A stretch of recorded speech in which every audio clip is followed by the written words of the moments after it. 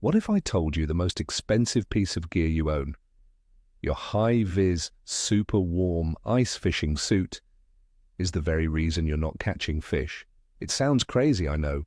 We've been told for years that safety comes first and bright colors are a must.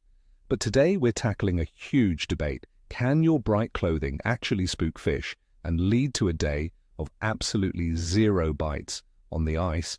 Stick around, because we're not just throwing out opinions. We're going to break down the logic, look at how fish see the world, and share an on-ice story that will make you rethink everything you thought you knew about staying stealthy. The answer is more complex than a simple yes or no, and it might explain why that one old-timer in the faded camo jacket always seems to outfish everyone. So before we even start, let me know in the comments, do you think clothing color matters, or is it complete nonsense? Let the debate begin. Look, every ice fisherman wants an edge. We spend hundreds, even thousands of dollars on our electronics, our augers, our rods, and our shelters. We fine-tune everything, but we often overlook the most obvious thing in the entire equation, ourselves. When we're out there, we're a giant silhouette standing directly on the fish's ceiling. For years, the common thinking was simple. Safety first. Wear bright orange or chartreuse so you can be seen in a whiteout or if you get into trouble. And that makes perfect sense from a safety standpoint. The other common belief is that the thick ice and the blanket of snow on top of it block out everything, so what you wear is totally irrelevant. The fish are way down there, you're way up here, end of story. It's what we were taught, and it's what the gear companies sell. A bright, colorful suit looks professional, it looks safe. And nobody wants to be the guy who gets left behind because he blended in too well. So we keep buying the bright gear, and when we don't get bites, we blame the bait, the weather, or the barometric pressure. Anything but our own clothes. Let's start with the most basic premise. You have to completely flip your perspective. Stop thinking like a fisherman standing on the ice and start thinking like a fish looking up from below. To that fish, the underside of the ice is its sky. It's the ceiling of their entire world. It's their primary source of light and their primary indicator of what's happening above. Just like we look up at the sky and see clouds, birds, or airplanes, they look up and they see the shadows and shapes of things on the ice. This is the absolute foundation of this whole discussion. If you can't accept that the fish are aware of what's happening on their ceiling, then none of the rest of this will make sense. But every bit of fish biology tells us they are keenly aware of their overhead environment. It's a survival instinct, and it's been hardwired into them for millions of years. So, you are not invisible out there. You are an object in their sky. Now let's consider why a fish would even care about things in its sky. It comes down to one word: predators. For millions of years, the greatest threat to most fish species has come from above. Think about it: ospreys, eagles, herons, kingfishers, loons. All of these are predators that hunt from the air. A fish's brain is programmed from birth to be terrified of large, dark shapes that suddenly appear overhead. It's an instant flight trigger, not a fight one. That shadow means death is swooping down from above. They don't have the luxury of waiting around to identify the threat. The fish that hesitated to see if that shadow was a bird or just a floating log got eaten. The ones that darted for cover the second they saw it are the ones that survived to pass on their genes. This ancient, powerful instinct is still present in every fish you're trying to catch today. They are fundamentally pre-programmed to be wary of threats from above their heads. So where do we fit into this picture? We, the ice fishermen, are the biggest, loudest, and most awkwardly shaped bird that these fish have ever seen. When you walk out onto the ice, you are creating a massive silhouette on their ceiling. Even if you're just standing still, you are a prominent, unnatural shape in their world. You don't look like a log, and you don't look like a patch of snow. You look like a potential threat. Now add your gear to that, your sled, your auger, your shelter. You're not just one silhouette, you're a whole cluster of strange, threatening shapes. The first and most basic problem is simply your presence. Before we even talk about color, we have to acknowledge that your shadow and your shape are the first strike against you. A fish sees that dark shape move over its head, and its first instinct is caution, if not outright fear. This is the baseline level of disturbance we're causing just by being there. Okay, so they can see our silhouette, but how much do they actually see? This is where conditions play a huge role. And let's talk about light penetration, because not all ice is created equal. The biggest variable is snow cover. If you're fishing on a lake with 2 feet of fluffy white snow on top of the ice, the game is completely different. That snow acts as a massive light diffuser. It scatters the sunlight in all directions, creating a very bright, uniform, white-out effect under the ice. In these conditions, a fish looking up probably just sees a general bright ceiling. Your specific shadow or the color of your jacket is likely to be so washed out and indistinct that it makes very little difference.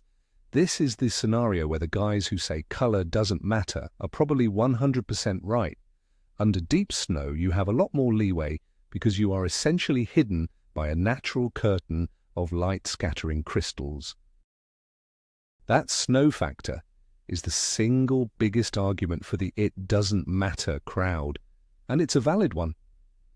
Think of it like a heavily frosted bathroom window. You can see light coming through, and you might see a blurry shape if someone stands right next to the glass, but you can't make out any details or colors from across the room. That's what deep snow does. It provides you with natural camouflage. On those days when you're trudging through knee-deep powder to get to your spot, you can probably relax a little about whether you're wearing blaze orange or drab grey. The fish are living under a bright, uniform ceiling, and your presence is much less defined. The vibrations from your auger and you walking around are likely a much bigger disturbance than your visual signature. So yes, in heavy snow conditions, feel free to wear that bright suit for safety without much fear of it spooking the fish. But how often are we lucky enough to have perfect fish-hiding snow cover? The situation changes dramatically when we talk about early ice or late ice, or even mid-season after a big thaw and refreeze. I'm talking about those days with clear black ice and absolutely no snow cover. These are the days when your clothing choice becomes absolutely critical. Without the diffusing effect of snow, the ice acts like a giant, slightly distorted window. Fish can see shapes, contrasts, and possibly even colors with surprising clarity. Sunlight passes directly through the clear ice, and your body blocks that light, creating a very sharp, defined, and terrifying shadow on the bottom. It's no longer a blurry shape, it's a crisp silhouette of a predator. On these days, you are completely exposed. Every move you make is broadcast visually to the fish below. This is the scenario where stealth becomes paramount, and where wearing a bright, high-contrast outfit is potentially the worst possible mistake you can make. Let's use a real-world example to drive this home. Imagine you are in a room with a translucent frosted glass ceiling, like in a modern office building. It's a bright, sunny day. If someone wearing a plain grey sweatshirt walks across the roof, you would see a muted, slow-moving shadow pass overhead.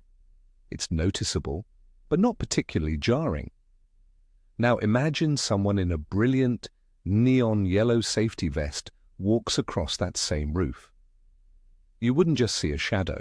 You would see a bright, glowing, completely unnatural blob of color moving across your ceiling. Which one is going to grab your attention more? Which one seems more out of place and potentially alarming? It's the bright yellow every single time. That's what a fish sees on a clear ice day. The gray jacket is a shadow. The bright jacket is an alien anomaly in their world, and that spells danger. Now we have to get into the nitty-gritty of fish vision. It's not the same as ours, but it's also not just black and white.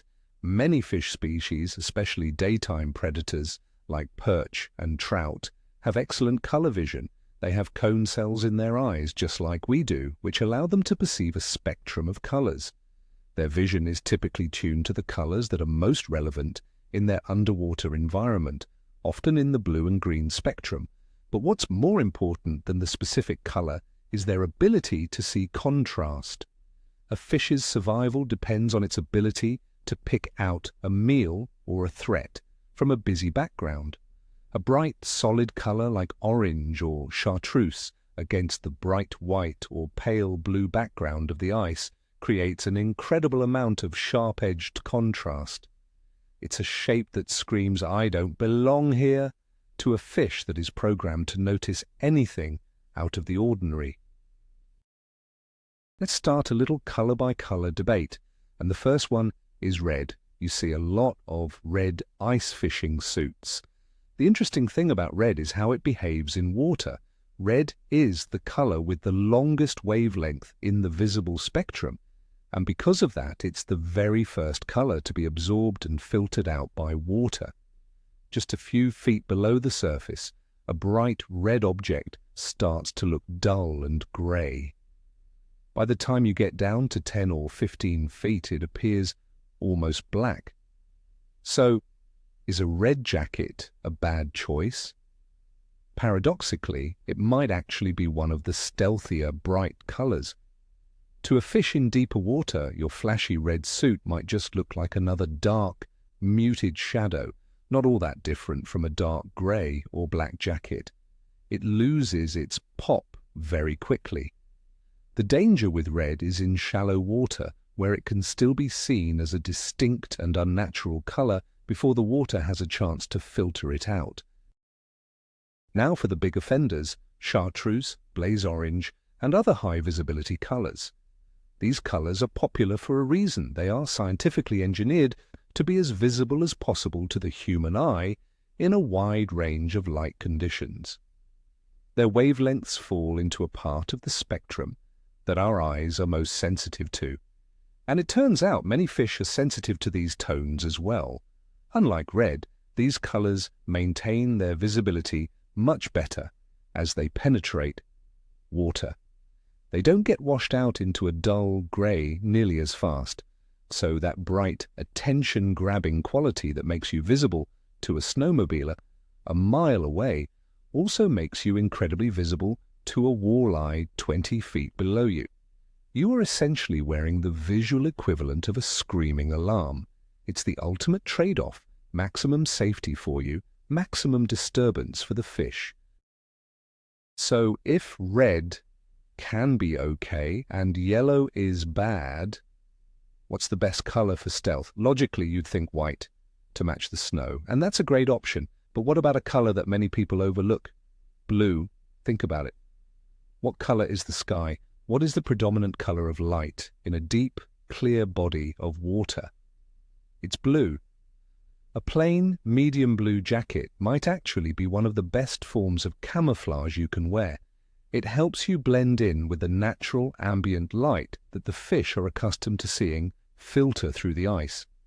Instead of creating a hard, dark silhouette that blocks the light, or a bright, unnatural color patch, a blue jacket can create a much more subtle and less threatening presence. It helps you become part of their natural sky rather than an intruder on it.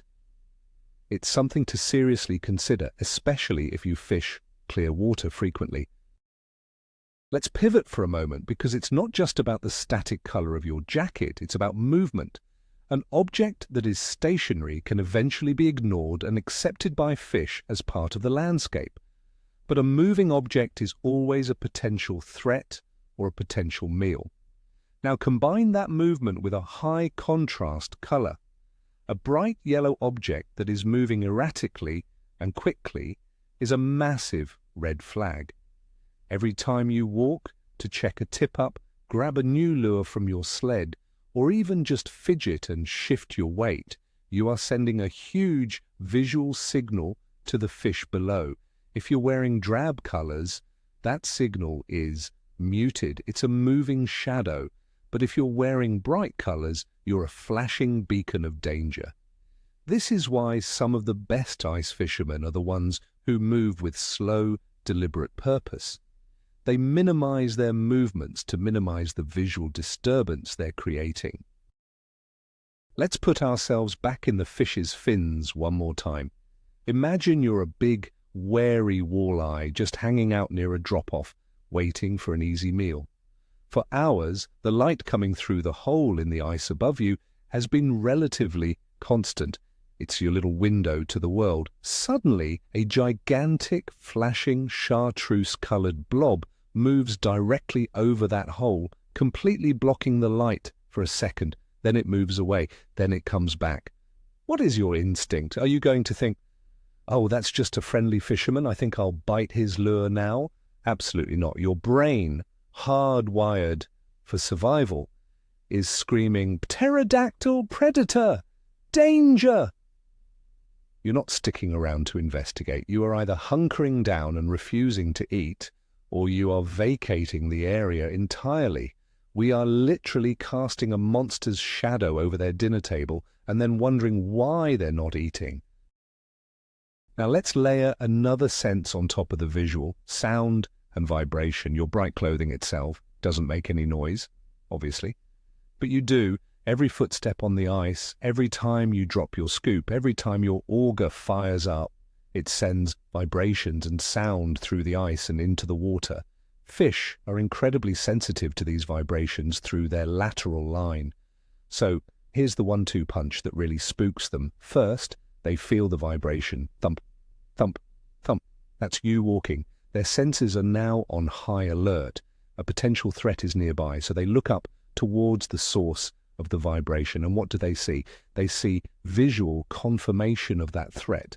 A giant, brightly colored shape moving on their ceiling. The vibration gets their attention, and the bright color seals the deal. It confirms their worst fears, and they go into lockdown mode. It's also important to ask, does this really matter for all species of fish? The honest answer is probably not, at least not equally. If you're fishing for small, aggressive, schooling fish like bluegill or small perch, they might not care nearly as much. When you have 100 hungry fish competing in a small area for a limited amount of food, their instinct to feed can often override their instinct to flee. They see a lure and they know if they don't eat it in the next 2 seconds, one of their brothers will. This competition creates a level of recklessness. So if your goal is just to catch a bucket of panfish for a fish fry, you might be able to get away with wearing whatever you want. Their hunger and competitive nature can make them much more forgiving of your presence overhead. But most of us aren't just after the little guys. Let's talk about the fish we really lose sleep over. The ones we're really targeting. I'm talking about the big, old, cautious ones. The trophy walleye that only feeds for 20 minutes at dusk. The giant slab crappie that is notoriously shy. The picky lake trout in ultra-clear water. These fish didn't get big by being stupid or reckless. They have survived for years by being acutely aware of their surroundings and highly sensitive to fishing pressure and anything that seems unnatural. These are the fish that will notice the color of your jacket. They will notice your shadow.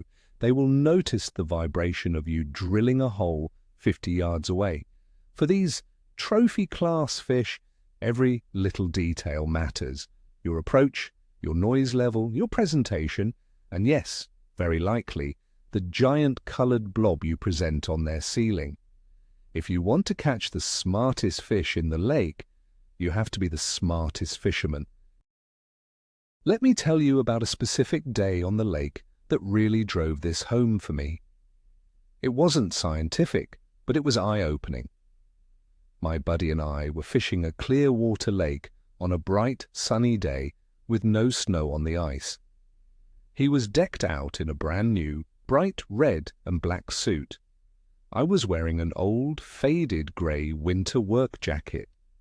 We were fishing maybe 30 feet apart, drilling holes along the same break line. We were using the exact same lure, the same line, the same type of rod. Everything was as identical as it could be. Over the next 3 hours, I caught my limit of walleye, nice ones too. He caught one, a single small fish. He was getting frustrated, asking what I was doing differently. The only variable that I could see was us. I was a boring grey blob. He was a giant red flag waving in the sky. That was the day I started taking this idea seriously. Now it's crucial to address the main counter-argument, because I know what many of you are thinking. You're saying, "This is ridiculous. I've caught hundreds of fish while wearing my bright orange suit." And you're right, I have too. Wearing a bright jacket is not a magic fish repellent that guarantees you'll get skunked. Fish can sometimes be aggressive enough or deep enough or under enough snow cover that it just doesn't matter. But here is the real question you should be asking yourself. It's not, can I catch fish while wearing bright colors? The real question is, how many more fish could I have caught if I were being stealthier? It's about optimizing your chances. On those days when the bite is tough and the fish are spooky, being less visible could be the difference between catching 1 or 2 fish and catching your limit. It's not about absolutes, it's about percentages. So what's the practical solution here? Do we all need to run out and buy military-grade white snow camouflage and crawl on our bellies like snipers? No, of course not. That's not realistic. The most important solution is simply awareness. Start thinking about your own visibility as part of your overall fishing strategy. On days with deep snow, don't worry about it. Wear your bright, safe gear. But on those bright, sunny days with clear ice, change your tactics. Maybe wear a muted color jacket over your bright bibs. An old grey hoodie can work wonders. Even better, use your portable ice shelter. A shelter is the ultimate camouflage. It completely blocks your silhouette and contains your movements, essentially making you invisible. On clear ice, setting up a shelter is not just for comfort, it's a critical stealth tactic that can make a massive difference. Finally, if you're still skeptical after all of this, there's only one way to find out for sure. Conduct the experiment yourself. This is the ultimate test. The next time you have stable weather over 2 consecutive days, go out and fish the same spot at the same time of day. On day 1, wear your brightest, most obnoxious gear. Stand up, walk around a lot, fish the way you normally do. Keep a careful count of your bites and your catches. Then, on day 2, go back to the exact same spot. This time, wear the most muted, drab, or camouflage clothing you own. A grey jacket, a dark blue hoodie, whatever. Make a conscious effort to move less, stay low, and be quiet. See if it makes a difference. You are the only one who can prove it to yourself. The results might genuinely shock you and change the way you approach the ice forever. So, to wrap it all up, can your bright jacket be the reason for a tough day on the ice? The answer isn't a simple yes, but it's a definite it depends. On clear ice with little to no snow cover, a bright, high-contrast silhouette absolutely can spook wary fish, especially the larger, older ones we're all after. It's not always about the specific color itself, but the unnatural contrast it creates against their sky. The real aha moment here is that we, the fishermen, are the biggest and most unnatural variable we introduce into the fish's world. We obsess over 4-pound test line versus 6-pound test and the exact shade of our jigs, but we completely ignore the 6-foot-tall, brightly colored monster standing directly over the hole. It's a massive blind spot in our strategy. This changes your approach because it adds a new layer to your game plan. It's not just about what's under the ice, but what's on it. On those tough, high-pressure days, thinking about your own visibility could be the one small change that leads to a big result. Thanks so much for sticking with me through this deep dive. If this gave you something to think about, do me a favor and hit that like button and make sure you're subscribed so you don't miss our next videos. Now, I want to hear from you. After hearing all this, are you going to change what you wear on the ice? Or do you still think it's one of the biggest myths in fishing? Drop your final verdict in the comments below.